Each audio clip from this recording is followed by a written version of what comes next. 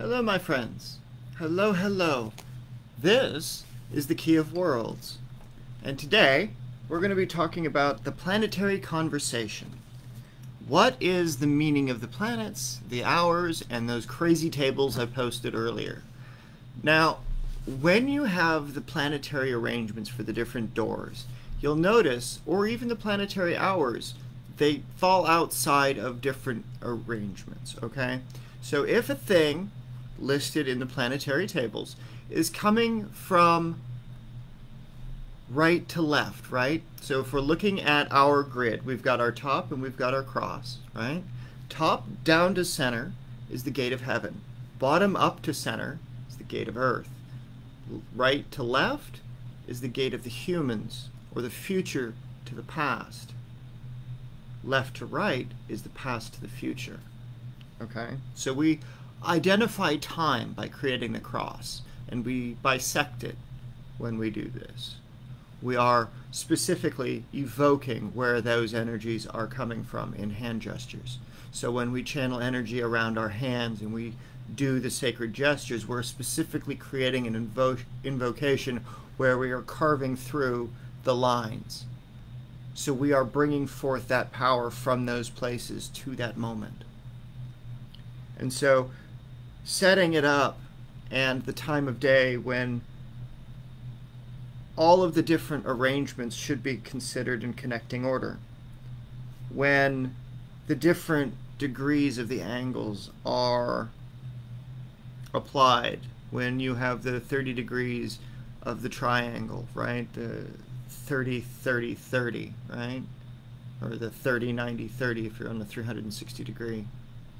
So what happens is that you create place, you create the flow from, to, and on that experience. And so we know that Saturn is the transformation. It is change and it is death. It is the number 3. 9 is the moon, its reflections. It is the soul, is the universe in miniature. Sun, its number is 6. The physical chaos of the formed universe, right? Jupiter, it is the time and the regulation of energies as they form. It's the number 4. Mercury is the number 8. It's for the nature and the spirit of how it expresses itself. 7 is for Venus, and that's the generative life force. And 5 is the mental connection of all things for Mars, right? Uranus is for transformation, Neptune is for darkness, and Pluto I use for the phantasmagoria. Now, when energy is pulled from right to left, when we're specifically calling from a future event and we are engendering to make manifestation occur, right? We'll arrange spell ingredients. So this is what I covered in the workshop. So on Monday, when you're calling something of the moon to the future, right? Or when you're trying to conjure something of the moon and you're trying to call it from some future time when that spell has already occurred and it's manifested already. So all of the things to get to the moon are done, right? The order becomes Sun, Saturn, Mars, Jupiter, Mercury, Sun, Saturn, Venus, Jupiter, Mercury, Mars, and the moon. That is the order of planets in order to pull energy from the moon to the date or period of manifestation, right? So when you want to bring something from the future back to Mars, you're in that state where you want to have something that is represented by Martian energy, and you want to have it now, and it's some future state that you dream of and you can see far off in your future, right? Your order, you start with something that belongs to the moon, then the sun, then to Saturn, then to Venus, then to Jupiter, then to Mercury, and then to Mars, right? For something mercurial, you do the same thing. It starts with Mars, then it goes into the moon, then it goes into the sun, then it goes into Saturn, then it goes into Venus, then it goes into Jupiter, and then Mercury. Because Mercury is the end, it is the target goal. You're pulling that energy from those places back through the trees, outwards from creation, downwards into the earth, out and in, right? This is the means by which you can do that. So when you're moving energy of Jupiter, right, you begin with Mercury, then it goes to Mars, then it goes to Moon, then it goes to the Sun, then it goes to Saturn, then it goes to Venus, and then it goes to Jupiter. If you want something for Venus, you begin with Jupiter, then Mercury, then Mars, then the Moon, then the Sun, then Saturn, and then Venus. When you're calling things from Saturn, you start with Venus. Then you go into Jupiter, then you go to Mercury and Mars and the Moon and Sun, and then you're at Saturn, right? And then Sunday, you begin with Saturn, Venus, Jupiter, Mercury, Mars, Moon, and the Sun. It pulls from the future time when you're trying to pull. So when you think about it, these are like calling on the stuff for the week ahead. When you want to entrain something, the energy of the path moving forward, that's how you set it up.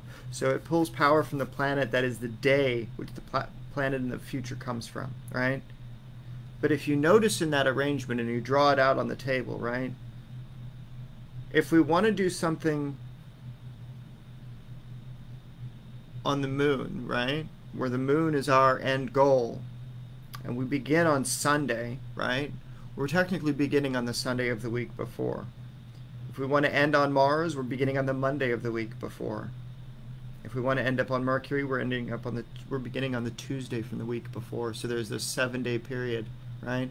So there's that string of occurrences. What happens under each of the different conditions as your spell moves through the 7 time zones, right? As it goes through the light, the dark, the genesis moment. That is how you create this string of occurrence in that place. Whereas if your energy is moving from a past date to now, right? You're trying to take it now and push it to the future. Instead of pulling a future event to you, instead of thinking about time on the different scale, then you have the standard Sunday is the Sun, Moon, Mars, Mercury, Jupiter, Venus, Saturn, right? Monday is the Moon, Mars, Mercury, Jupiter, Venus, Saturn, Sun, right? Then it goes in the logical progression of the week before. That's when you're taking energy from today and you're projecting it into the future. You can do this by using the planetary anchors. So when I use the planetary anchors, you're doing that. But inside your spell, the nuanced mechanics that you can play with is the ordering of those ingredients, so that way as you create that other energy, as you create that energy pulling from a future time, you have the means by which you can do that. If you follow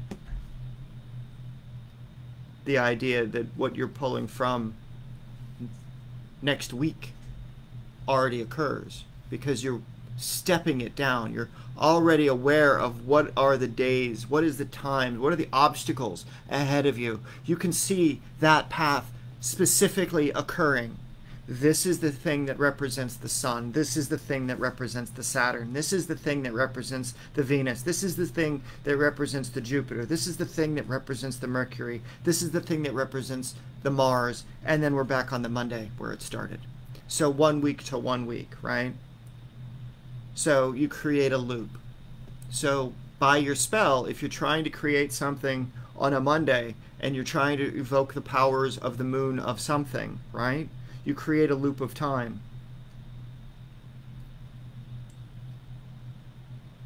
So that your spell has that capacity for manifestation.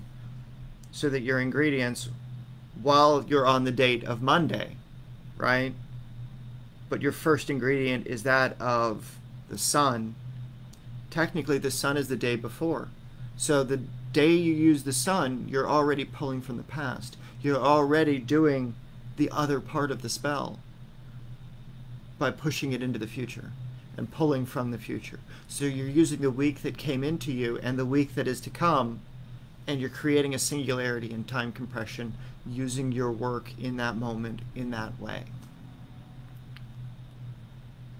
So as you build out your recipes, if your first ingredient is the Sun, your second ingredient is Mars, your third ingredient is the Moon, you're creating that pattern inside your spell, and it's creating a loop depending on what date you've created that for, right? So on Sunday, we created a spell of the sun. We used all the other ingredients, and it began with the sun ingredient and it ended with the sun ingredient, right? So that's what was in that workshop. You can do that, and you can change these things around so that way you understand that the rotation is not just, oh, these are arbitrary planets, but these are the occurrences as energy moves across the days of the week. So that way, when you're doing work like today, if it was a Tuesday for you, you'd be working with the energy of yesterday and next Tuesday, right? Pulling it through the entrainment, ending where your week began, right? You begin where your week ended, right? So that last week ended yesterday, and your new week begins today, right? So take, for example, if today's Tuesday for you, then yesterday is Monday. We start with Monday as the start of our spell's ingredients because we're pulling it into the past, and then we work it through Tuesday, Wednesday, Thursday, Friday, Saturday, Sunday, Monday, ending on the day of the moon. And we'll pull that back. And so we open the gates to those planets in that order. So this is the cycle of opening. This is how you plan out the cycle of opening. What is the end result power that I am trying to bring into this moment? What planet does it come from? What is the association of the gate that I need to open? Is it the phantasmagoria, where it's the imagination, right? Is it something that is hard Venus, something that is hard Mars, something that is hard conceptually, that is coming from those places? Is it something of the elements? Is it something of the zodiac? Is it something responsible for one of the celestial intelligences out there? If so, this is how you specifically choose to set those periods of time up so that you have the means to get that manifestation the way that you want it. And so this way, when you make the spell candles, when you make your ingredients, when you make your conjurations, it's an easy way to build this stuff out. So I hope this helps give some illumination into working with time and working with the ingredients in relationship to time, so that as you develop and as you build out your understandings, you are creating the flow up, you are creating the flow down from the past to the future, so that you create that center point, that moment of time. So you go down, you go over, you go up, and you go in. So that the whole thing becomes a mantra, becomes the gate that you see in front of you. So that your gestures, your ritual action, your mudras, your whatever you want to call it, when you're projecting your energy and creating that space, you know exactly how it's being created. You know exactly how it's entrained. You know exactly where those lines of energy are coming from because you've planned it out already. You've done the work for it. So that way it's not a question. You know the work is going to be successful. You know that the gates that you have to go through, you know what you're going to have to do to open the gates. You know exactly what you're going to have to do when it comes to using those alchemical vessels. So, stay safe, my friends.